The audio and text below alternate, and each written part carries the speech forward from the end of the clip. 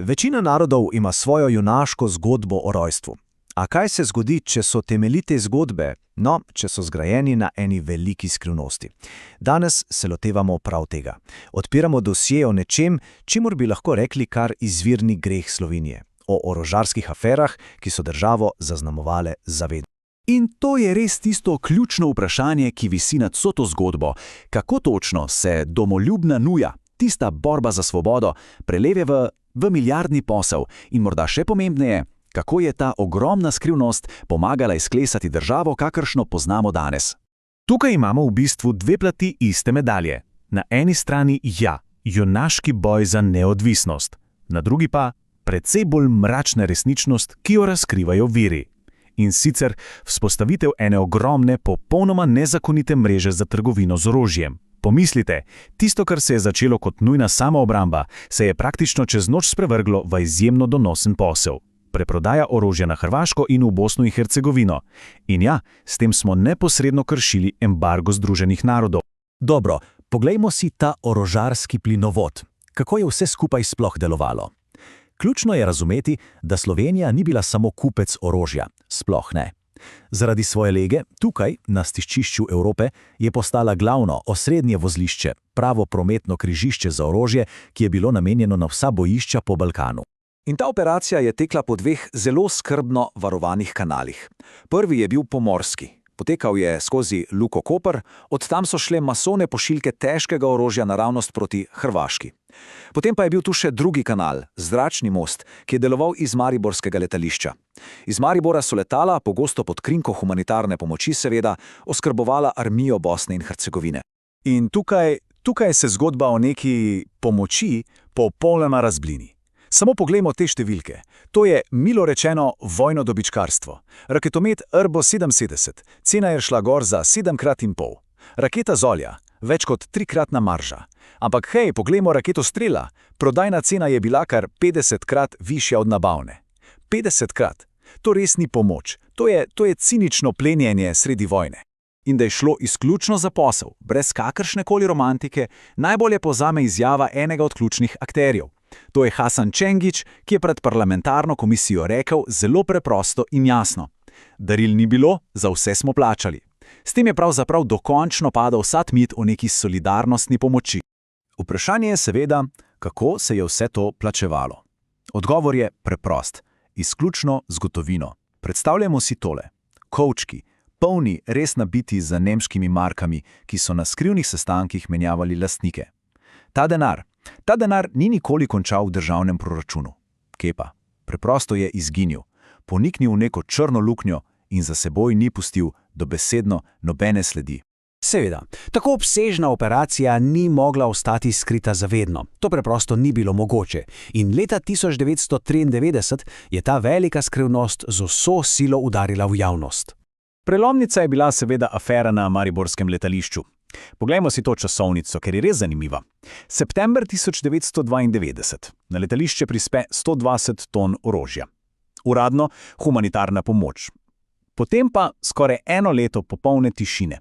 In nato 20. julija 1993 takratni obrambni minister Janez Janša obvesti carino, da je tam nek sumljiv tovor. In pazi to, že naslednji dan je to orožje javno odkrito. Škandal je seveda takoj eksplodiral. Ampak to odkritje seveda ni bilo nobeno naključje. Uradna zgodba je bila, da gre za šokantno razkritje tihotapljenja. V resnici pa viri razkrivajo nekaj povsem drugega. Šlo je za hladnokrvno, preračunljivo potezo v brutalnem boju za oblast, spopad dveh rivalskih taborov, tistega, ki ga je vodil obrambni minister Janša, in tistega okoli predsednika Kučana. Odziv na ta škandal je bil pričakovano zelo hiter. Parlament je takoj ustanovil prvo uradno preiskovalno komisijo, ki jo danes poznamo kot Madonova komisija. Njihova naloga? Ugotoviti, kdo za vraga je odgovoren. Ampak namesto odgovorov je komisija trčila ob zid molka. Hitro je postalo jasno, da je bila ta preiskava pravzaprav že od samega začetka obsojena na propad. Poglejmo si, zakaj točno. Razlogi za neuspeh so bili v bistvu 4. In vsak od njih bi bil že sam po sebi dovolj, da ustavi preiskavo. Prvič imamo tako imenovani državni razlog. To je bil strah pred mednarodno sramoto. Drugič, popolnoma očiten konflikt interesov. Tretjič, brutalni politični pritiski, vključno s čistimi grožnjami predsedniku komisije. In četrtič, in to je tisto ključno, spoznanje, da so bili vpleteni vsi. Čisto celoten državni vrh. Kaj točno sploh pomeni ta konflikt interesov? No, zelo preprosto. Pomeni, da so v preiskovalni komisiji sedeli politiki, ki so preiskovali odločitve, pri katerih so sami sodelovali. Bili so, če hočete, hkrati sodniki in obtoženci. In v takšnih okoliščinah je kakršnakoli nepristranska preiskava seveda popolnoma nemogoča. In vse to nas pripelje do samega vrhunca te zgodbe. Do res osupljivega odgovora na vprašanje, zakaj resnica preprosto ni smela priti na dan. To je bil tisti trenutek, ko je preiskovalcem verjetno kar zastal dih, ko so ugotovili, da tukaj ne gre za par pokvarjenih posameznikov, niti slučajno. Šlo je za državno operacijo, ki jo je odobril in v kateri je sodeloval celoten politični vrh. In to je pomembno, tako leva kot desna stran. Dokaz za to? No, obstaja kako rekoč dimna pištora.